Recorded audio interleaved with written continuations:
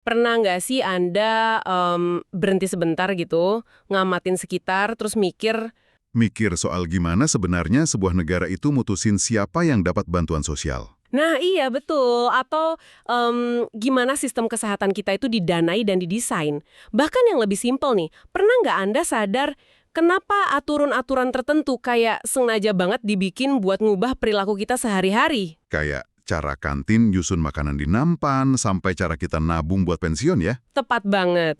Selamat datang, Anda para pembelajar yang selalu haus wawasan baru.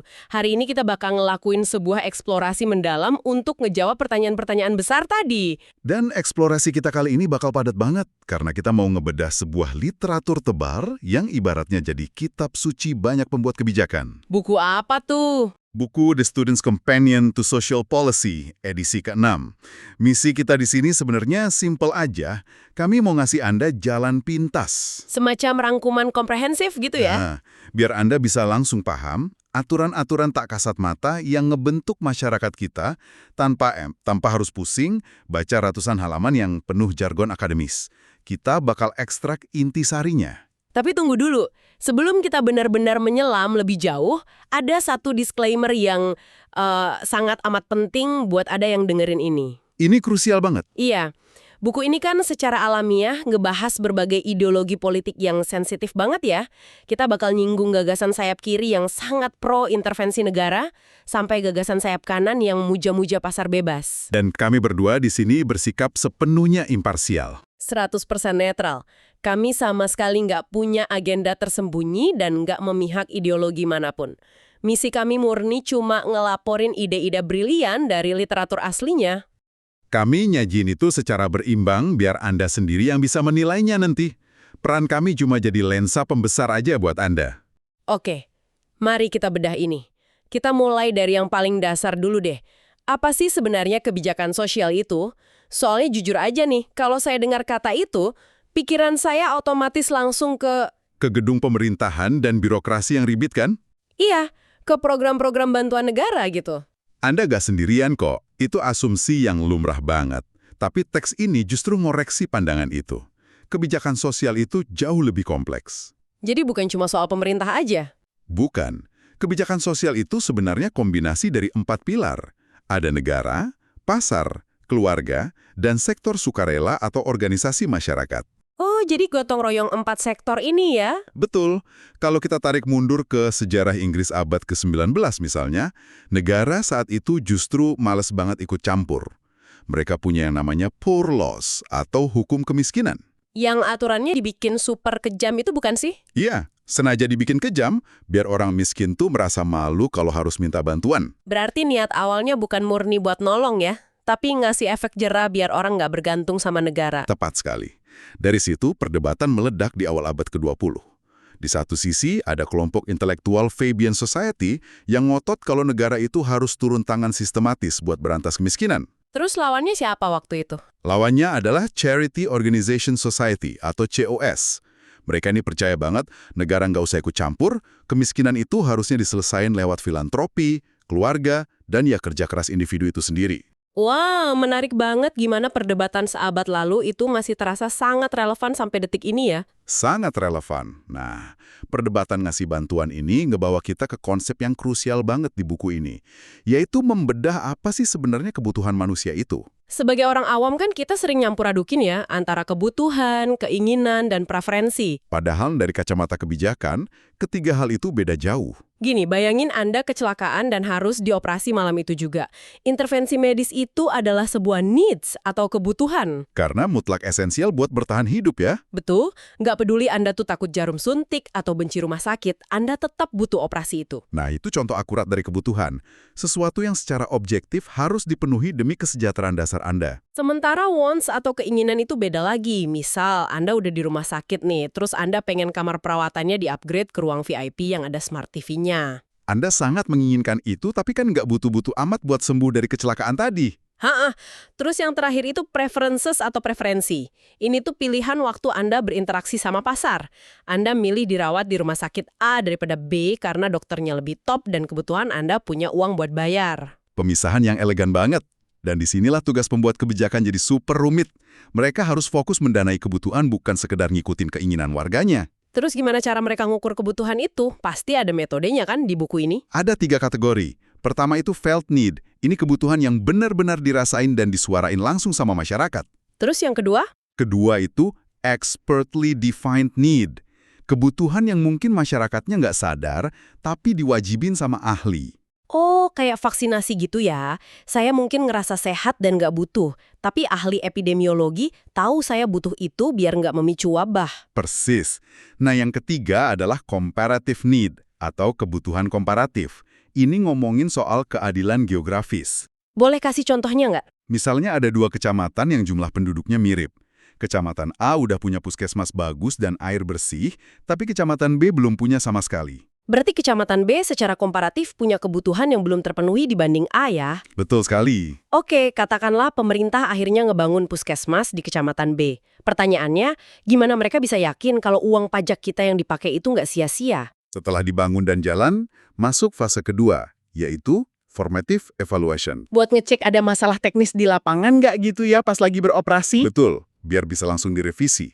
Terakhir, setelah 5 tahun jalan misalnya, ada summative evaluation. Ini buat ngeliat hasil akhirnya ya. Kayak beneran naik nggak nih angka harapan hidup di kecamatan B? Tepat. Kalau angkanya nggak naik, ya kebijakannya dianggap gagal, walau bangunannya berdiri megah. Wah, jadi bukan sekedar bangun terus ditinggal ya. Ada akuntabilitas yang ketat. Ngomong-ngomong soal akuntabilitas dan keadilan, buku ini kan juga nyorot pergeseran perdebatan yang cukup tajam nih. Pergeseran soal kesetaraan ya? Ya, dulu gerakan sosial tuh nuntut kesetaraan hasil. Pokoknya kekayaan harus dibagi rata.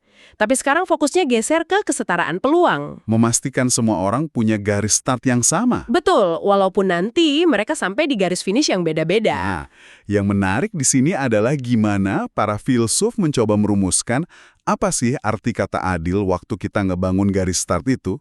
Buku ini membenturkan 2 raksasa filosofi, John Rawls dan Robert Nozick. Oh, saya suka banget sama pemikirannya Rawls. Dia kan punya eksperimen pikiran yang namanya selubung ketidaktahuan atau veil of ignorance. Itu kan? Coba Anda ceritain sedikit analoginya ke pendengar kita. Jadi bayangin Anda lagi di pesawat luar angkasa menuju planet Mars buat bikin peradaban manusia yang 100% baru. Anda disuruh nulis undang-undang buat masyarakat Mars ini. Tapi ada satu syarat mutlaknya. Nah iya, syaratnya adalah Anda sama sekali nggak tahu bakal lahir sebagai siapa di Mars nanti. Anda bisa aja jadi ilmuwan jenius, atau jadi pekerja kasar, bisa lahir di keluarga super kaya, atau justru miskin absolut. Atau bisa jadi Anda lahir dengan kondisi fisik sehat sempurna atau punya disabilitas bawaan. Tepat.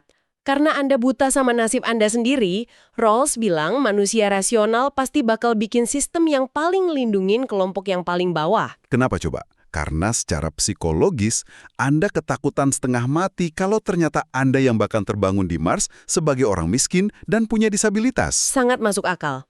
Buat Rawls, ketimpangan kekayaan itu cuma bisa dibenarkan kalau itu nggak sih manfaat terbesar buat mereka yang paling nggak beruntung. Tapi mari kita lihat sisi koin yang lain. Robert Nozick sangat menentang pandangan ini loh. Oh ya, Nozick ini kan pendukung hak kepemilikan individu yang radikal banget. Al, bagaimana Anda ngedapetin kue itu? Balik ke analogi Mars tadi, kalau saya kerja siang malam nanam kentang sampai keringetan, terus tetangga saya cuma tidur aja. Nozick bakal bilang itu sebuah ketidakadilan besar kalau pemerintah Mars datang, ngerampas paruh hasil kentang Anda pakai alasan pajak, terus dikasih ke tetangga yang pemalas itu. Wah, bagi Nozick, pajak redistribusi itu setara dengan kerja paksa dong ya? Persis. Itu kritikan yang langsung menohok jantung konsep negara kesejahteraan modern. Dan ini ngebawa kita ke area ilmu ekonomi yang selalu tarik ulur, antara keadilan sosial dan efisiensi. Buku ini kan pakai analogi es krim yang cerdas banget nih. Mari kita bedah analogi es krimnya. Bayangin Anda lagi duduk di taman. Anda makan 1 scoop es krim coklat, rasanya enak luar biasa kan? Dalam ilmu ekonomi, kepuasan dari suapan pertama itu namanya marginal social benefit. Dan nilainya sangat tinggi. Tapi pas Anda terus-terusan makan sampai masuk ke scoop ke-10, Anda mulai mual. Manfaat marginal atau kepuasan tambahan Anda terus merosot sampai akhirnya nilainya jadi negatif. di saat yang bersamaan kita harus ingat ada yang namanya opportunity cost atau biaya pelumang. Karena memproduksi 10 scoop es krim itu butuh susu, gula, dan tenaga kerja kan? Susu berliter-liter yang dipakai buat bikin Anda mual tadi, itu sebenarnya hilang dari masyarakat. Padahal susu itu bisa aja dikasih ke balita yang stunting di daerah miskin. Kalau kita tarik ke skala makro, analogi ini nelanjangin satu realitas pahit. Hasil yang efisien secara ekonomi itu sama sekali nggak ngejamin terciptanya keadilan sosial. Maksudnya efisien secara pasar bebas gitu ya? Orang miliarder cuma karena dia sanggup beli, Sementara 10 anak di seberang jalan kelaparan dan kekurangan gizi. secara definisi pasar, transaksi miliarder tadi itu sangat efisien karena supply ketemu demand. Penjualnya cuan, pembelinya dapat barang. Tapi secara sosial, ngelihat satu orang mabuk es krim sementara anak-anak lain kelaparan itu jelas nggak equitable atau nggak adil sama sekali ya. Itulah tugas utama kebijakan sosial, mengintervensi efisiensi pasar yang buta itu demi mencapai keadilan manusiawi. Dan intervensi ini memunculkan pertanyaan kritis. Sebenarnya apa sih hak yang melekat di diri kita sebagai warga negara biar kita nggak berakhir jadi anak kelaparan tadi? Teks ini ngerujuk ke teorinya T.H. Marshall soal evolusi kewarganegaraan. Marshall membaginya jadi 3 pilar hak yang berkembang secara historis. Apa aja pilar pertamanya? Pilar pertama itu hak sipil yang diperjuangin di abad ke-18. Ini hak atas kebebasan berpendapat, agama, dan proses peradilan yang adil. Lalu pilar keduanya? Hak politik di abad ke-19. Hak buat ikut pemilu dan milih pemimpin. Dan puncaknya di abad ke-20, pilar ketiga yaitu hak sosial. Berarti ini jaminan kalau setiap warga negara berhak atas standar minimum ekonomi dan kesehatan ya?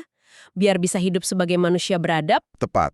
Tapi masalahnya, nggak semua ideologi sepakat gimana hak sosial ini harusnya dikasih. Benar, ada yang bilang hak ini tuh bersyarat loh. Literatur ini ngontrasin 2 pandangan besar, liberal dan komunitarian. Buat kaum liberal klasik, kewarganegaraan itu adalah sebuah status. Berarti begitu lahir jadi warga negara, haknya otomatis nempel tanpa syarat? Betul. Anda berhak dapat fasilitas kesehatan gratis walau misal Anda pengangguran seumur hidup. Sementara kaum komunitarian, beda ya. Mereka ngeliat kewarganegaraan itu sebagai sebuah praktek. Hak sosial itu harus seimbang sama kewajiban moral. Anda baru pantas dapat bantuan dari negara kalau Anda udah menuhin tanggung jawab komunitas. Kayak aktif nyari kerja, bayar pajak, taat hukum gitu kan?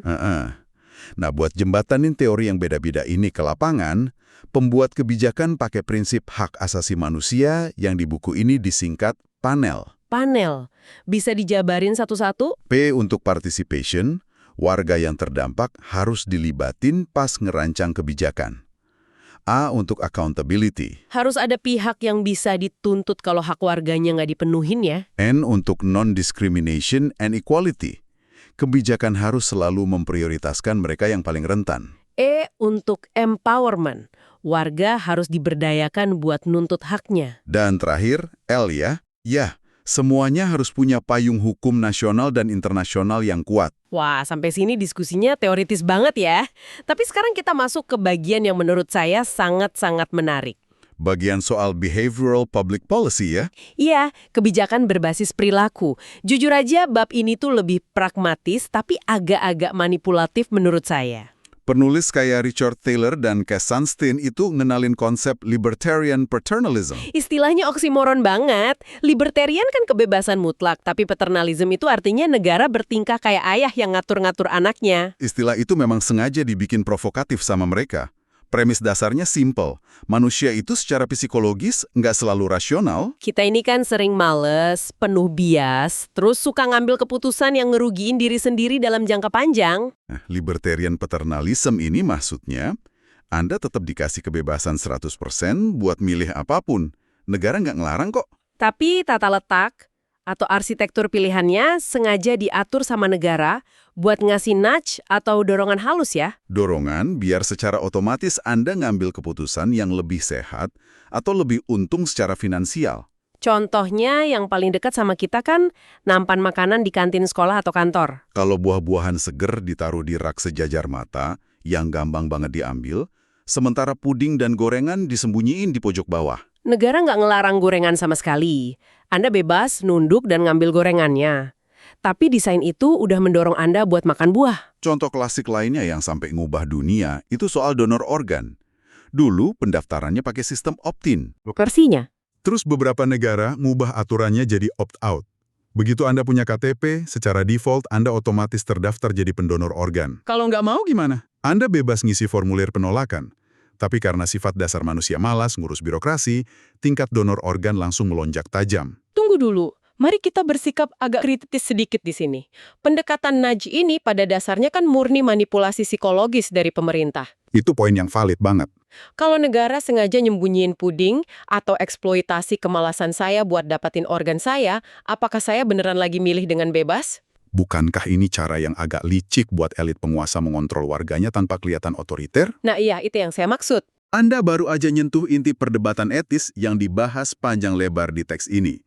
Para pengkritik nudge bilang ini tuh ngerendahin otonomi manusia. Harusnya kan, masyarakat diedukasi biar cerdas milih, bukan malah dimanfaatin kelemahan kognitifnya. Tapi, di sisi lain, pembela nudge punya argumen balasan. Tata letak kantin itu toh pada akhirnya harus tetap diatur oleh seseorang kan? Entah diatur sama negara atau manajer kantinnya ya. Betul, nggak ada desain tata letak yang 100% netral. Kalau begitu, kenapa nggak sekalian aja didesain ke arah yang bisa nyelamatin nyawa dan ngirit uang pajak? Menarik banget perdebatan etisnya, dan sepertinya ini emang belum selesai di ranah akademis. Sama sekali belum.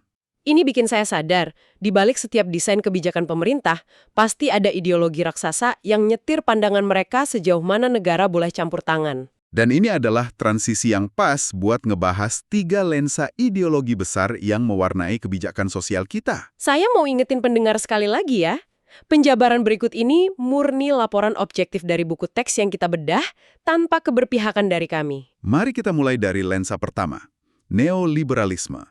Tokoh utamanya seperti Friedrich Hayek dan Milton Friedman. Mereka ini menempatkan kebebasan negatif di atas segalanya kan? Maksudnya bebas dari campur tangan pihak luar. Terutama bebas dari campur tangan pemerintah. Bagi kacamata neoliberal, negara itu sumber masalah, bukan solusi. Mereka ngeritik tajam birokrasi negara yang dianggap lamban, boros, dan cuma peduli sama perluasan anggaran kementeriannya aja. Lebih parahnya, mereka yakin bantuan sosial dari negara itu cuma nyiptain budaya ketergantungan yang mematikan etos kerja. Kalau negara disuruh mundur, terus solusi mereka buat orang miskin apa dong? Solusinya diserahkan ke mekanisme pasar. Pertama, pajak harus dipotong drastis, biar uangnya muter di tangan individu, bukan ditahan pemerintah. Terus buat rakyat miskinnya, Friedman ngusulin yang namanya negative income tax itu ya? Ya, ketimbang bikin kementerian sosial yang gemuk dan birokratis, kasih aja uang tunai langsung. Jadi kalau pendapatan saya di bawah garis kemiskinan, sistem pajak langsung transfer uang ke rekening saya. Tanpa program penyuluhan yang ribet. Kasih uangnya, lalu biarin orang itu pergi ke pasar bebas buat beli apapun yang dia butuhin. Terus di sektor pendidikannya, mereka pakai sistem voucher kan? Betul. Negara nggak perlu capek ngelola sekolah negeri. Berikan voucher dana pendidikan ke orang tua, dan biarin mereka bebas milih sekolah swasta manapun buat anaknya. Ini tujuannya biar sekolah-sekolah swasta saling bersaing naikin kualitas layanannya demi narik murid yang bawa voucher tadi ya. Sangat market-driven. Nah, ini kontras banget sama lensa ideologi kedua, yaitu konservatisme. Teks ini ngegambarin kalau kelompok konservatif itu sifatnya lebih pragmatis dan nggak sekaku neoliberal, betul? Tepat. Konservatisme tradisional ngelihat masyarakat bukan sebagai kumpulan individu egois di pasar, tapi sebagai sebuah organisme atau tubuh yang tumbuh alamiah. Evolusi ideologi ini di Inggris kelihatan jelas ya. Awalnya mereka pakai prinsip one nation paternalism, Di mana bangsawan elit ngerasa punya kewajiban moral atau noblesse oblige untuk melindungi kelas pekerja. mereka ngedukung kesejahteraan moderat ya, biar nggak kejadian revolusi sosial dari bawah. Tapi masuk ke era 1980-an, semuanya dirombak total oleh era Thatcherisme. Margaret Thatcher menggabungkan nilai keluarga tradisional dengan ekonomi pasar bebas yang sangat keras. Era ini kental banget sama privatisasi besar-besaran dan monetarisme kan? Ya, monetarisme yang memprioritaskan kontrol inflasi pakai pengetatan uang beredar, walau itu ngorbanin industri dan bikin pengangguran massal jangka pendek.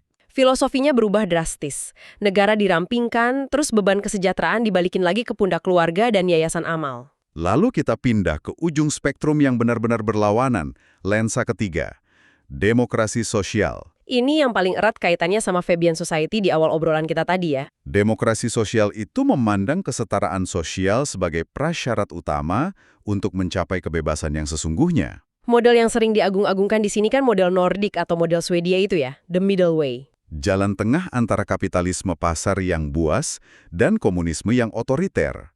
fokus utamanya adalah universalism. Maksudnya layanan publik itu dikasih buat seluruh warga negara, bukan cuma buat yang miskin aja.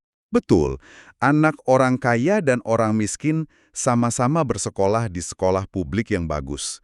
Dan kalau sakit, ke rumah sakit umum berstandar tinggi yang sama. Tujuannya mulia sih, buat ngilangin stigma kemiskinan dan ngebangun solidaritas antar kelas sosial. Dan ada satu konsep kunci di sini, yaitu dekomodifikasi. Di pasar bebas murni, hidup Anda itu layaknya komoditas barang. Kalau tenaga kerja saya laku di pasar, saya bisa beli asuransi kesehatan. Kalau nggak laku ya udah, nasib saya tamat. Demokrasi sosial sangat menolak pandangan itu. Mereka mendekomodifikasi hak-hak dasar. Pendidikan dan kesehatan adalah hak mutlak Anda sebagai manusia. Dan itu semua didanai dari sistem pajak progresif yang pajaknya tinggi banget kan? Terlepas dari laku nggaknya tenaga Anda di pasar kerja. Kedengarannya luar biasa ideal, kayak utopia, tapi literatur ini juga nggak nutup mata sama realitas pahitnya kan? Sayangnya, iya. Teks ini sangat objektif memaparkan bahwa model Swedia yang universal ini lagi menghadapi gempuran tekanan di abad 21. Tekanan demografi kayak populasi yang makin menua ya. Pensiunannya makin banyak yang harus didanai.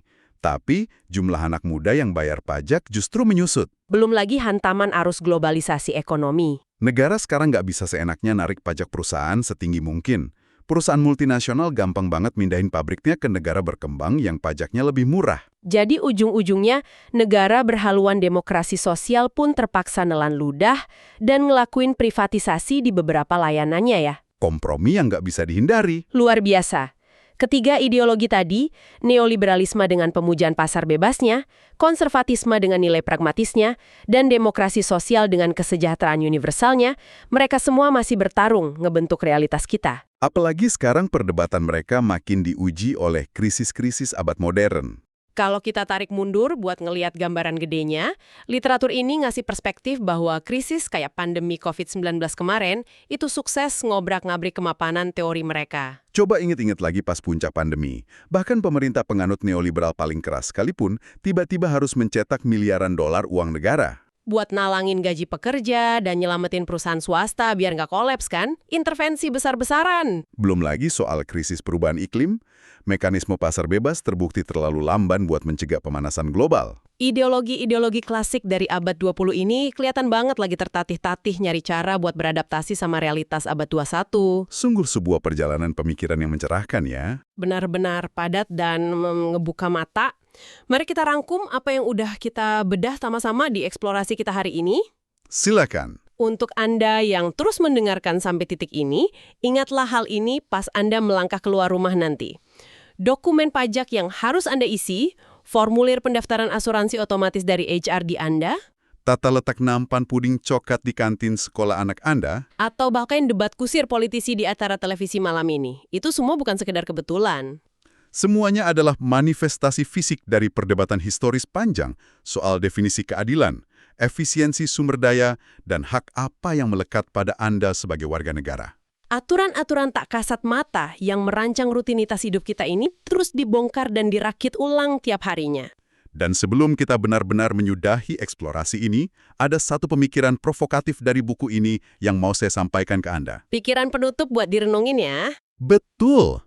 Selama berabad-abad, konsep hak sosial di hampir semua ideologi yang kita bahas tadi sangat bersandar pada kewajiban dan kemampuan untuk bekerja. Sistem kesejahteraan itu kan mesinnya jalan pakai pajak dari orang-orang yang produktif bekerja. Pertanyaannya, kalau dalam 1 atau 2 dekade ke depan, kecerdasan buatan atau AI berevolusi secara masif dan mengambil alih secara permanen sebagian besar pekerjaan kognitif maupun fisik manusia, lalu apa yang terjadi? Kalau struktur pasar kerjanya hancur dan tenaga manusia tuh udah nggak dibutuhin lagi, apa konsep keadilan sosial kita bakal ikut runtuh? Akankah kita terpaksa melahirkan sebuah ideologi kebijakan sosial yang 100% radikal dan baru yang belum pernah dipikirkan apalagi ditulis oleh filsuf manapun sepanjang sejarah? Wah, itu pertanyaan yang benar-benar bakal bikin kita bengong ngerenunginya sambil ngopi besok pagi ya.